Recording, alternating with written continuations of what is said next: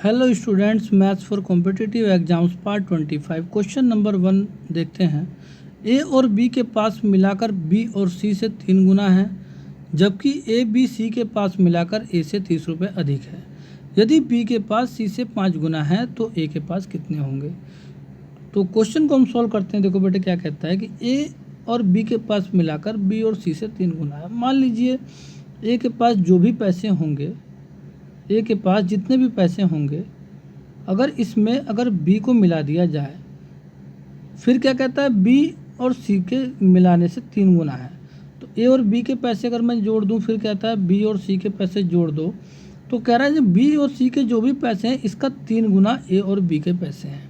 तो मैंने यहाँ से एक इक्वेशन बना ली बेटे, ठीक है। तो ए और बी जो है 3 गुना, तो उसके सामने रहेगा, ठीक है। इससे क्या होता है, कन्फ्यूजन नहीं होती। वैसे तो मैं इक्वल टू लगा के फिर भी कर सकता था, बट वहाँ पे कन्फ्यूजन होती है। तो मैं डायरेक्ट ही अपॉन में लेके, अगर कोई भी कितने भी गुना कहता है तो उसके आगे उसको लिख दो। वेरी इजी है और कोई भी प्रॉब्लम नहीं होगी, डायरेक्ट आंसर आएगा, ठीक है। इस तरीके से आप करके देखो, आपको बहुत फ़ायदा मिलेगा। फिर क्या कहता है, जबकि ए बी सी के पास मिलाकर ए से 30 रुपये अधिक है। एक बात बताओ, अगर मैं ए को ले लूँ, फिर बी को भी ले लूँ और इसके बाद सी को भी ले लूँ, तीनों को अगर मैं मिला लूँ तो कह रहा है कि तीनों को मिलाकर ए से 30 रुपये ज़्यादा है। तो मुझे ए में ही तो 30 रुपये जोड़ने पड़ेंगे, तभी तो इक्वेशन बैलेंस होगी बेटे। ए बी सी को मिला के ए से 30 रुपये अगर ज़्यादा है तो ए में मैंने 30 रुपये जोड़ दिए, दोनों बराबर हो गई, ठीक है। तो ये हमारी इक्वेशन हमारी बैलेंस हो गई है। तो एक बात बताओ, यहाँ से अभी मैं आगे बाद में करूँगा, पहले इसको देख लो। यहाँ ए आमने सामने मैंने इसे काट दिया, तो यहाँ से एक इक्वेशन क्या बन गई बेटे कि बी प्लस सी बराबर 30। एक इक्वेशन मान लो 1 यहाँ से बन गई, ठीक है। फिर क्या कहता है, यदि बी के पास सी से 5 गुना है। एक बात बताओ, मान लो ये बी है और ये सी है, तो अगर सी अगर मान लो 1 है तो बी कितना है, 5 गुना है। तो यहाँ से बी बराबर क्या हो जाएगा बेटे, 5c, ठीक है। अगर मेरे पास बी बराबर 5c है, अगर मैं पुट कर दूँ इक्वेशन फर्स्ट में, तो 5c बी की जगह पर हो जाएगा, तो 5c प्लस सी कितना हो जाएगा बेटे, 6c। कितना हो जाएगा, 6c बराबर 30। तो 6 5 जा 30, तो सी की वैल्यू कितनी हो जाएगी बेटे, 5। एक बात बताओ, जब b प्लस सी 30 है तो c बराबर 5 है, तो b की वैल्यू कितनी हो जाएगी, ऑटोमेटिक 25 हो जाएगी। या एक काम करो, c बराबर 5 यहाँ रख दो, इसमें रख दो c बराबर 5, तो 5 5 जो 25 हो जाएगी। तो b की वैल्यू क्या आ जाएगी हमारे यहाँ से, b की वैल्यू आ जाएगी बेटे 25। अब एक बात बताओ, very very easy, very good trick मैं आपको बता रहा हूँ। देखो b और c दोनों का सम 25 और 5 कितने हो गए, 30। तो कह रहा है ए के पास कितने रुपए होंगे। भाई ए के पास पैसे पूछ रहा है ना वो, बी और सी का तो हमें पता चल गया, दोनों का सम 30 रुपये है, तो ए के पास कितने रुपए होंगे। एक बात बताओ, यहाँ पे देखो इस इक्वेशन में, यहाँ ऊपर देखो बी प्लस सी का जो है 3 गुना है, क्या, ए प्लस बी 3 गुना है ना। तो अगर बी के प्लस सी के पास, मैंने तो पहले बता दिया रुपये कितने हैं, 30 रुपये हैं, तो 30 का 3 गुना मैं कर दूँ तो ए प्लस बी की वैल्यू आ जाएगी, नहीं आ जाएगी। तो अगर मैं 30 की अगर मैं 3 से गुणा कर दूँ, 30 3 कितना होता है बेटे, 90 होता है ना। तो ए प्लस बी की वैल्यू तो मैंने फाइंड आउट कर ली, और बी का तुम्हें पहले से ही पता है, बी का कितना पता है, 25। तो 90 में से अगर मैं 25 माइनस कर दूँ, तो तुम्हें पता होना चाहिए कि ए प्लस बी में जब मैंने ए प्लस बी की वैल्यू निकाल दी, अब बी की वैल्यू मुझे पहले से ही पता है, जब मैंने माइनस कर दिया तो ए की वैल्यू ऑटोमेटिक आ जाएगी। तो 90 में से 25 चला जाएगा, तो बेटे देखो आपको दिखाई दे रहा होगा, ये 65 आ जाएगा डायरेक्ट, ठीक है। तो इसका ऑप्शन नंबर जो है बी आंसर हो जाएगा। इसका ऑप्शन नंबर क्या आंसर हो जाएगा बेटे, बी, ठीक है। वेरी इंपॉर्टेंट क्वेश्चन है बेटे। आगे नेक्स्ट क्वेश्चन देखते हैं। नेक्स्ट क्वेश्चन में कहता है, एक आदमी ने अपनी पूंजी का 1/3 भाग 7% पर, 1/4 भाग 8% पर और शेष भाग 10% पर निवेश किया। उसकी वार्षिक आय 561 रुपये है, तो पूंजी क्या है। एक बात बताओ, अगर मैं इसको ज़्यादातर वैसे तो एक्स मान के भी सोल्व कर लेते हैं, लेकिन यहाँ पे परसेंट डायरेक्ट है, तो हमको जो है इसमें 100 मान के करें तो ज़्यादा बेटर है। लेकिन अगर मैं 100 मान के चलता हूँ तो फिर बेटे ये अपॉन में 3 है, वो कटेगा नहीं। तो मैं एक ऐसा नंबर मान के चलता हूँ जिससे दोनों कटे। 90 में फिर 4 नहीं कटेगा, तो मैं 120 मान के चलता हूँ कि 3 चौक 12 होता है, वो डायरेक्ट ही कट जाएंगे दोनों नंबर। तो 120 अगर मैं मान के चलता हूँ कि जो आदमी के जो आय है वो मान लो 120 रुपये उसके पास पूरे पैसे हैं, ठीक है। अब 120 का 1/3 भाग, तो अगर मैं 3 से डिवाइड कर दूं तो 3 चौके 12, 40 रुपये वो 7% पर निवेश कर रहा है। 1/4 भाग 8% पर, तो अगर मैं इसका 1/4 भाग करूँ तो 30 रुपये आ जाएंगे, ठीक है। 8% पे करा, और शेष जो बचा हुआ है, तो 40 और 30 कितना हो गया, 70, और ये हो जाएगा बेटे 50, ठीक है। तो ये कह रहा है कि 10% पे इसको निवेश कर रहा है। तो अगर मैं 50 का 10% देखूँ तो बेटे 5 तो यहाँ से आ गया, 50 का 10% आप निकालो 10/100 तो 5 आ जाएगा डायरेक्ट। ठीक है, कह रहा है उसकी वार्षिक आय 561 रुपये है। जो पैसे जो मैं निकाल रहा हूँ निवेश कर रहा है ये 561 के बराबर आया और साल भर में। तो 5 तो यहाँ से इसको मिल गया और 8% कह रहा है 1/4 का। अगर मैं इसका 8% निकालूँ तो 8/100 हो जाएगा। तो एक बात बताओ, 0 से 0 कट जाएगा तो आपका 8×24/10 हो जाएगा। तो आपको पता है अगर डिनोमिनेटर में एक 0 होता है तो 0.1 पहले चले जाता है, तो यहाँ से मिल जाएगा बेटे 2.4। ठीक है, ये बेटे डिवीज़न का रूल होता है। जब अगर एक 0 अपॉन में रहती है तो हम 10 हटा देंगे और 1 पॉइंट पहले ले लेंगे। ठीक है, 40 का क्या कहते हैं 7%, तो ये हो जाएगा बेटे 7/100। तो 20 दूनी 40, 20 पंजे 100, तो बेटे 7 दूनी 14/5। तो 14/5 में देखो क्या होता है, 5 दूनी 10, 5 अट्ठे 40, पॉइंट लगा देंगे 2.8 आ जाएगा। तो ये सारे के सारे जो भी हमने निवेश किया था इतने % पे, ये सबका बाद में साल भर पे कितने रुपए मिलते हैं 561 के बराबर। तो देखो 5 2 7 2 9 और एक 10.2 आ जाएगा। ठीक है, 8 4 12 होते हैं, 10.2 बराबर कितना हो गया बेटे 561 के। तो एक बात बताओ, अगर मैं एक बराबर करूँ तो 561/10.2। ठीक है, यहाँ से एक की वैल्यू आ गई, लेकिन हमने माना कितने था उसका आय को, हम कितना मान के चले थे, उसके पास पूंजी कितनी है, हमने उसकी पूंजी मान के चले थे कि 120 रुपये है। तो मुझे यहाँ पे 120 से बोथ साइड मल्टीप्लाई करनी पड़ेगी, जिससे कि हमारा अब आंसर आ जाएगा। ठीक है, अब एक बात बताऊँ, अगर मैं यहाँ से पॉइंट हटा दूँ तो यहाँ पे एक 0 ऐड हो जाएगा। ठीक है, ये 1200 हो गया। ठीक है, अब एक बात बताओ, यहाँ पे देखो 51 दूनी कितना होता है 102। ठीक है, और यहाँ देखो 51 एकम 51 और 51 एकम 51, देखो 56 है ना, 51 में 5 यहाँ से बचेगा, 51 हो जाएगा। तो 11 यहाँ से हो गया, और 2 से अगर मैं देखो ये जो 1200 है, अगर मैं नीचे वाले 2 से अगर मैं 1200 को काट दूँ, इस वाले 2 से अगर मैं इस 1200 को काट दूँ तो यहाँ से क्या बचेगा बेटे 600। तो 11 तो हमारा ये बच ही गया है जो मैंने काटा था, 11 ये और 600 वो। ठीक है, तो 11 छिका कितना होता है बेटे 6600। तो 6600 हमारा आ जाएगा आंसर, इसका ऑप्शन नंबर हो जाएगा बेटे सी। ठीक है, इजी क्वेश्चन है, आप लोग इसको करके देखना। ठीक है, नेक्स्ट क्वेश्चन हम लोग सोल्व करते हैं। नेक्स्ट क्वेश्चन में कहता है कि ए बी सी तथा डी ने 60 रुपये की कीमत का एक उपहार खरीदा। उसके लिए ए ने दूसरों की आधी और बी ने दूसरों का 1/3 और सी ने दूसरों को 1/4 कीमत अदा की। तदनुसार डी ने कितने रुपए की कीमत अदा की। एक बात बताओ, हमें तो पता नहीं कि ए ने कितनी करी है, कह रहा दूसरों की आधी करी है। मान लो ए ने अगर x रुपये अदा की है तो दूसरे सभी बाकियों ने कितने का किया होगा, तो 60 रुपये में से टोटल में से x रुपये का किया होगा, बच्चे वो का निकल गया। तो ए ने दूसरों की आधी करी है, तो मान लो अगर ए को मैं अगर ऊपर ले लूँ और दूसरों को मैं नीचे ले लूँ, ठीक है, तो ए ने दूसरों की आधी करी है, तो ये लो दूसरों की आधी के बराबर हो गया। ठीक है, तो यहाँ से x की वैल्यू फाइंड आउट कर लेंगे मैं क्रॉस मल्टीप्लिकेशन से। तो 2x बराबर हो जाएगा 60 माइनस x। तो ये माइनस का x इधर आ जाएगा, प्लस का x हो जाएगा, तो 3x बराबर कितना हो जाएगा 60। तो 3 दूनी 6, तो यहाँ 20 आ जाएगा। तो x की वैल्यू कितनी आ गई बेटे 20। ठीक है, अब क्या कहता है, अभी तो मैंने एक ही पार्ट निकाला है, अभी 2 पार्ट और निकलेंगे। ठीक है, अब कह रहा है बी ने दूसरों की 1/3, मान लो बी ने y रुपये खर्चे करे हैं, बी ने y रुपये खर्चे करे हैं, तो दूसरों ने कितने करे होंगे, फिर पूरे 60 में से y रुपये दूसरों ने खर्चे किए होंगे। तो एक बार बताओ, y/60 माइनस वाई अगर मैं ले लूँ, 60 माइनस वाई अगर मैं ले लूँ, तो कह रहा है दूसरों का 1/3 है, तो 1/3 आ गया y। ठीक है, मतलब दूसरे जो अगर 3 हिस्से में है तो y अकेला 1 हिस्से में है। ठीक है, इस तरीके से क्वेश्चन सॉल्व करते हैं। तो 3y बराबर क्या हो जाएगा बेटे, ये हो जाएगा 60 माइनस वाई। तो ये माइनस का y जो है, ये माइनस का जो y है, अगर मैं इधर ले लूँ तो प्लस का y हो जाएगा। तो 4y बराबर कितना हो जाएगा 60। तो काट के देखते हैं, 4 1 जा 4 और फिर 4 पंजे 20, तो आपका आ जाएगा बेटे 15। कितना आ जाएगा, तो y की वैल्यू आपकी आ गई 15।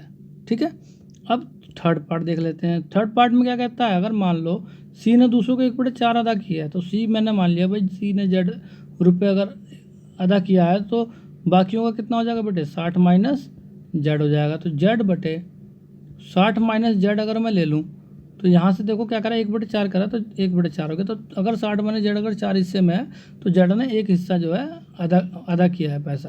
तो अगर मैं यहाँ से अगर क्रॉस मल्टीप्लिकेशन से ले लूँ, तो 4z बराबर कितना हो जाएगा बेटे, ये हो जाएगा 60 माइनस z। तो ये z इधर आ जाएगा, तो 5z बराबर 60 हो जाएगा। और ये तुम्हें पता ही है कि 5 के 12 टाइम में 60 हो जाता है। तो z की वैल्यू कितनी आ गई 12। अब वो पूछ के रहा है कि d ने कुल कितने रुपए अदा किए हैं। देखो a का 20 रुपये हो गए, b के 15 हो गए और c के कितने हो गए 12।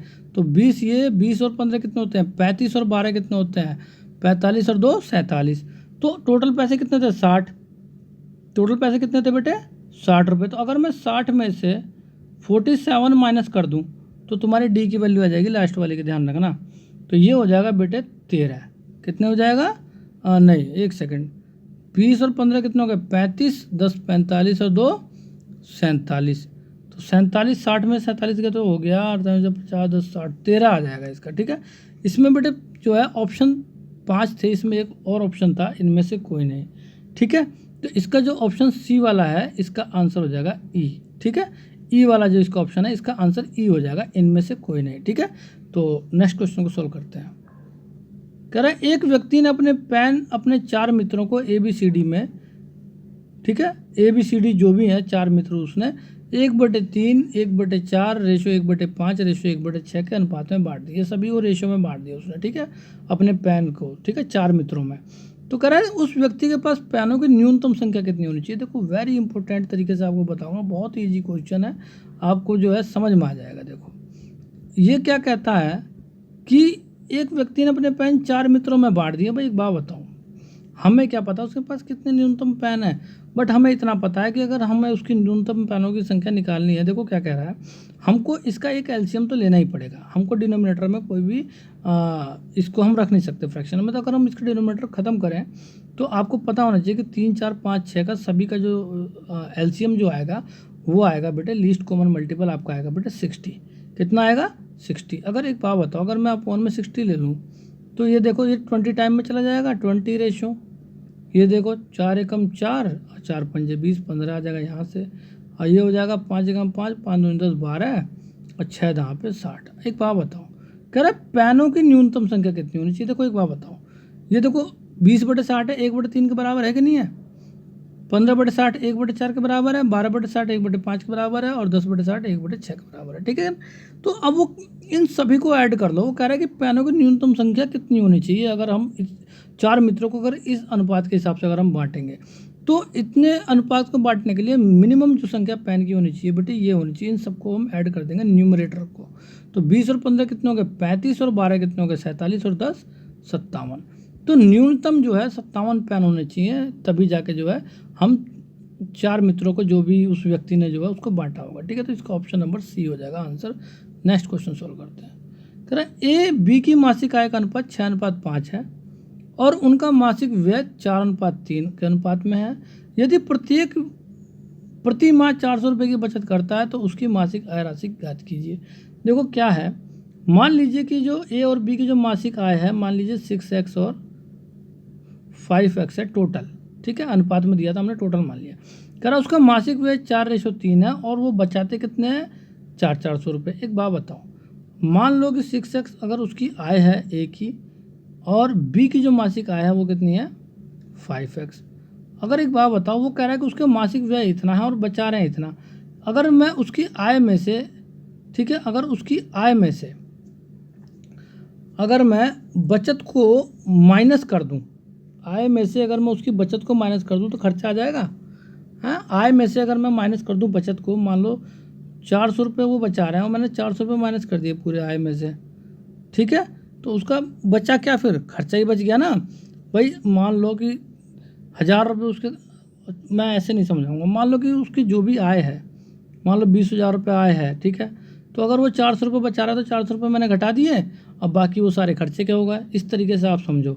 ठीक है ना, तो यहाँ पे आपका जो है इसका ये एक तरह से देखा जाए तो आय में से अगर मैंने बचत को माइनस कर दिया तो आपका व्यय बच गया। अब यहाँ पे जो वैल्यू आएगी वो क्या बचेगी? व्यय। तो व्यय कितना है? 4:3 के बराबर है। बात समझ में आ रही है बेटे? फिर यहाँ से मैं क्या करूँगा, इसको जो है क्रॉस मल्टीप्लिकेशन कर दूंगा तो आपकी x की वैल्यू फाइंड आउट हो जाएगी। तो पूछ रहा ना उनकी मासिक आय राशि ज्ञात कीजिए, तो मासिक आय निकल जाएगी। ठीक है, देखो यहाँ से मैं अगर क्रॉस मल्टीप्लिकेशन करता हूँ तो ये हो जाएगा 6 18x, ठीक है, माइनस के 4 1200 बराबर ये हो जाएगा 5 चौक 20x और माइनस के 4 चौक 1600। ठीक है, तो 18x जो उधर चला जाएगा राइट हैंड साइड में, तो 20 में से 18 गया तो ये हो जाएगा 2x बराबर। ठीक है, ये 1600 इधर आ जाएगा तो 1600 प्लस में हो जाएगा तो 1200 माइनस, तो ये हो जाएगा 400। तो x की वैल्यू यहाँ से देखो बेटे आपकी आ गई 200। तो अगर आपकी x की वैल्यू 200 आ गई तो पूछ कर आया वो उनकी मासिक आय राशि ज्ञात कीजिए दोनों की मिला के। तो देखो ये तो 6x है, तो x की 200 है तो 6 दूनी 1200, तो ये हो गया अगर मैं x की वैल्यू पुट कर दूं। और 200 यहाँ 5x में पुट कर दूंगा तो 5 दूनी 10, 1000 ये हो गया। तो 1000 और 1200 मिलकर कितना हो गया बेटे 2200। तो इनकी टोटल मासिक आय जो है बेटे 2200 रुपये। इसका ऑप्शन नंबर हो जाएगा आंसर सी। नेक्स्ट क्वेश्चन देखते हैं।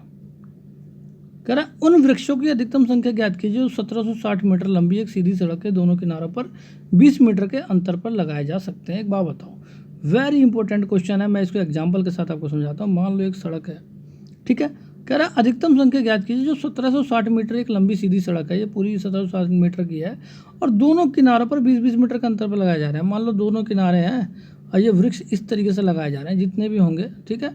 तो एक बात बताओ, अगर मैं देखूं तो 1760 है, ये कितना है 1760 मीटर लंबी है। तो अगर मैं 20-20 मीटर के अंतराल पर अगर ये वृक्ष लगाए जा रहे हैं तो अगर मैं 20 से डिवाइड कर दूं तो 0 से 0 कट जाएगा और 2 अट्ठे 16, ठीक है, फिर 2 अट्ठे 1 बचेगा, फिर 2 अट्ठे 16। तो इसका मतलब क्या हुआ कि एक तरफ जो है वो 88 पेड़ लगेंगे। भाई 88 जो है वो कह रहा है 20 मीटर के अंतराल पर लगाए जा रहे हैं। तो इसका मतलब 88 जो है 20-20 मीटर के जो अंतर है ये जो 20-20 मीटर का जो अंतर है ये 88 अंतर निकले हैं। तो इसका मतलब क्या हुआ कि ध्यान रखना, कभी भी अगर बीच में अगर मान लो कि जैसे 3 पेड़ है तो इसके बीच में एक अंतर ये हो गया, एक अंतर ये होगा, तो 2 ही तो अंतर हुआ है, पेड़ क्या हुआ, एक एक्स्ट्रा हुआ। इसी तरीके से इसमें जो है बेटे अंतर 88 है, तो पेड़ इसमें टोटल कितने होंगे 89। ध्यान रखना इस बात को, 89 तो यहाँ से हो गए और ऐसे ही 89 यहाँ से हो जाएंगे, ठीक है, 89 यहाँ से हो जाएंगे। मतलब जो भी हमारे अंतर जो निकले हैं, जो 20 मीटर का जो अंतर जो लगाया जा रहा है, तो लंबी सड़क को अगर मैं 20 मीटर से अंतर बता रहा हूँ तो वो अंतर तो उसने बता दिए, बस एक पेड़ शुरू में भी होता है और एक पेड़ लास्ट में भी होता है। इस वजह से आपका ये टोटल तो निकल जाता है, लेकिन जैसे मैंने अभी बताया था बीच में 2 ही अंतर नजर आए, लेकिन पेड़ कितने थे 3, तो एक पेड़ एक्स्ट्रा हो जाता है लास्ट में जाके। 89 और 89 अगर मैं जोड़ दूँ 9 दूनी 18 का 8 कैरी 1 और 8 दूनी 16 और 1 17, तो 178 जो है आपका यहाँ से आंसर आ जाएगा। इसका ऑप्शन नंबर हो जाएगा बेटे डी, ठीक है। तो दोनों तरफ से बात चल रही थी तो इसलिए मुझे डबल जोड़ना पड़ गया, 89 यहाँ से 89 यहाँ से। नेक्स्ट क्वेश्चन सोल्व करते हैं। कह रहा है एक्स वाई थैलों में गोलियों की संख्या का अनुपात 2:3 है। वाई थैले से 5 गोलियां निकालकर एक्स थैले में डाल दी गई। अब हर थैले में गोलियों की संख्या बराबर हो गई। अब हर थैले में गोलियों की संख्या कितनी है? एक बात बताओ, मान लो कि टोटल एक्स थैले में जो गोलियों की संख्या है और वाई थैले में जो गोलियों की संख्या का जो अनुपात है वो 2x रेशो 3x है, ठीक है। मैंने 2x रेशो 3x मान लिया। कहने का मतलब ये कि टोटल गोलियां जो x में है वो 2x है एक्स थैले में, और वाई थैले में जो है 3x है। तो कह रहा है वाई थैले में से 5 गोलियां निकाल ली। एक बात बताओ, अगर वाई थैले में अगर 3x गोलियां थी, अगर उसमें से मैं 5 निकाल लूँ, ठीक है, और कह रहा है वो एक्स थैले में डाल दी गई, तो एक्स थैले में कितनी थी 2x थी पहले से ही। अब उसमें इसमें से तो 5 निकाल दिया और इसमें से 5 डाल दिया। तो कह रहा है कि अब हर थैले में गोलियों की संख्या बराबर हो गई। तो मैंने इन दोनों को बराबर के दिखा दिया, दोनों को आपस में बराबर दिखा दिया। देख लो बीच में बराबर का साइन इसलिए लगा दिया, ठीक है, दोनों की संख्या बराबर हो गई। तो कह रहा है अब हर थैले में गोलियों की संख्या कितनी है? यहाँ से मैं एक्स की वैल्यू निकाल लेता हूँ। 2x इधर आ जाएगा माइनस का, यहाँ से एक्स वैल्यू हो जाएगी। अब माइनस का 5 इधर आ जाएगा तो 5 5 कितना हो जाएगा 10। तो एक्स बराबर कितना आ गया बेटे 10। तो एक बार बताओ, कह रहा है कि अब हर थैले में गोलियों की संख्या कितनी है? तो अब की बात कर रहा है, पहले तो 2:3 में था, अब कितनी है? तो ये थैला है और एक थैला ये है, ठीक है। तो पहले में 10 थी, 30 में से 5 गया 25, और यहाँ पे कितना हो जाएगा 10 दूनी 20 5 25। तो अब थैले में जो है कितनी है दो, अब हर थैले में गोलियों की संख्या जो है वो 25 हो जाएंगे, ठीक है। तो इस तरीके से हमको क्वेश्चन को सोल्व करना है, ठीक है। नहीं तो पहले कितनी थी 20 थी और 30 थी। भाई अगर मैं 10 की वैल्यू एक्स की पहले पुट कर दूँ तो एक्स थैले में 20 गोलियाँ थी और वाई थैले में कितनी थी 10 थी या 30 थी। लेकिन क्या हुआ, वाई में से 5 निकाल के एक्स थैले में डाल दिया तो दोनों बराबर हो गए। नेक्स्ट क्वेश्चन सोल्व करते हैं। एक धनात्मक पूर्णांक को 425 से भाग करने पर शेषफल 45 होता है, उसी संख्या को 17 से भाग करने पर शेषफल क्या होगा? देखो इस टाइप का क्वेश्चन मैंने पहले भी अपनी वीडियो के जो भी पार्ट हैं उनको मैंने सब में बता रखा है आप लोगों को तरीके से। देखो क्या होता है, कोई भी धनात्मक पूर्णांक है, कोई भी नंबर है, हमें नहीं पता, अगर उसको 425 से अगर विभाजित कर दिया तो शेषफल जो भी आ रहा है ना, अगर शेषफल जो भी आ रहा है, मान लो 45 शेषफल आ रहा है, तो अब उस शेषफल को ही अगली संख्या से कह रहा है ना कि उसी संख्या को 17 से विभाजित करने पे क्या होगा। तो अब इस पूर्णांक को भूल जाओ, अब इस पूर्णांक का कोई मतलब नहीं है। जो भी डिवाइड करने पे जो भी शेषफल आ गया, और अब वो कह रहा है कि अगर हम किसी दूसरे संख्या से अगर हम विभाजित करेंगे, तो एक बार बताओ, कोई धन पूर्णांक था, हमें नहीं पता, मान लो कोई एक्स था, कह रहा है 425 से डिवाइड कर दिया तो शेषफल तुम्हारा 45 आ गया। तो तो अब इसको सबको भूल जाओ तुम सीधे, अब डायरेक्ट सीधे शेषफल पे आ जाओ। अब कह रहा है कि उसी संख्या को अगर हम जिस नंबर से विभाजित करें तो शेषफल क्या होगा। तो अब इस शेषफल को ही जो लास्ट में जिस संख्या से विभाजित करने की बात करेगा ना, उसको सिर्फ शेषफल से डिवाइड कर दो, खत्म कहानी। तो 17 दूनी 34, तो 34 के बाद कितना बचा, 44 और 1 45, तो 11 आपका शेषफल बच गया। तो आपका शेषफल क्या हो जाएगा, 11। मतलब जो भी शेषफल है उसी को ही अगली संख्या से डिवाइड कर दिया करो, डायरेक्ट आंसर आ जाएगा। इसमें ज़्यादा झंझट में पढ़ने की जरूरत नहीं है, ठीक है। अगर आपको डिटेल में समझना है तो वीडियोज़ मैंने पहले भी कई सारी इससे रिलेटेड बना रखी है, एक एक चीज़ आपको समझ में आ जाएगा, ठीक है। नेक्स्ट क्वेश्चन सोल्व करते हैं। 4 संख्याओं में से पहली 3 संख्या का औसत 15 है और अंतिम 3 संख्या का औसत 16 है। यदि अंतिम संख्या 19 है तो पहली संख्या क्या है। एक बात बताओ, मान लो 4 संख्याएं A, B, C और D हैं, ठीक है। मान लो A, B, C, D है, मैं अलग से लिख लेता हूँ, A, B, C और D हैं। तो कह रहा है पहली 3 का औसत 15 है, तो अगर मैं 3 का औसत 3/3 बराबर कितने हो जाएगा, 15 के, ठीक है। और यहाँ से मैं अगर इनका सम निकाल दूँ तो A + B + C बराबर क्या हो जाएगा, 15 × 45, ठीक है। एक इक्वेशन तो हमारी ये हो गई। अब कह रहा है अंतिम 3 का औसत 16 है, तो अगर मैं B + C + D, अगर मैं अपॉन में 3 लिखता हूँ फिर 16 लिख दूंगा आगे, तो 16 × 48 हो जाएगा। तो मैंने डायरेक्ट ही निकाल दिया योग इसका, ठीक है बेटे। B + C + D/3 बराबर 16 हो जाएगा, तो ये 3 से गुणा हो जाएगी, 16 × 48 हो जाएगा, तो डायरेक्ट ही मैंने ले लिया। तो कह रहा है यदि अंतिम संख्या 19 है तो पहली संख्या क्या है। एक बात बताओ, अगर अंतिम संख्या 19 है, अगर मैं इसको एक बात बताओ, अगर मैं यहाँ पे माइनस कर दूँ, मैंने क्या कर दिया, इसको माइनस कर दिया घटाने पर, ठीक है। तो अगर मैं इसको घटा देता हूँ तो ये सारी साइनें क्या हो जाएंगी, आपकी साइन चेंज हो जाएंगे माइनस में, ठीक है। तो B से ये B कट जाएगा, प्लस का C से C कट जाएगा, तो A - D बराबर आपका बचेगा 45 में से 48 गया तो -3, ठीक है। तो आपका जो है अंतिम संख्या तो 19 दे रखा है, तो D की वैल्यू तो 19 है पहले से ही, तो A - 19 बराबर -3। तो A की वैल्यू कितनी हो जाएगी, यहाँ से -19 प्लस का 19 हो जाएगा, वहाँ पे 19 में से 3 के कितना बचेगा बेटे, 16। तो A की वैल्यू हमारी क्या हो गई, 16। तो पहली संख्या हमारी क्या हो जाएगी बेटे, B पार्ट, ठीक है, 16 आंसर हो जाएगा। नेक्स्ट क्वेश्चन सोल्व करते हैं। एक मशीन की कीमत हर वर्ष उस वर्ष की आरंभिक कीमत की 10% की दर पर घटने लगती है। यदि उस मशीन की वर्तमान कीमत 729 रुपये हो तो 3 वर्ष पहले वह कितनी थी। एक बात बताओ, हमें नहीं पता मशीन की कीमत 3 वर्ष पहले कितनी थी, मैंने मान लिया X रुपये थी, ठीक है।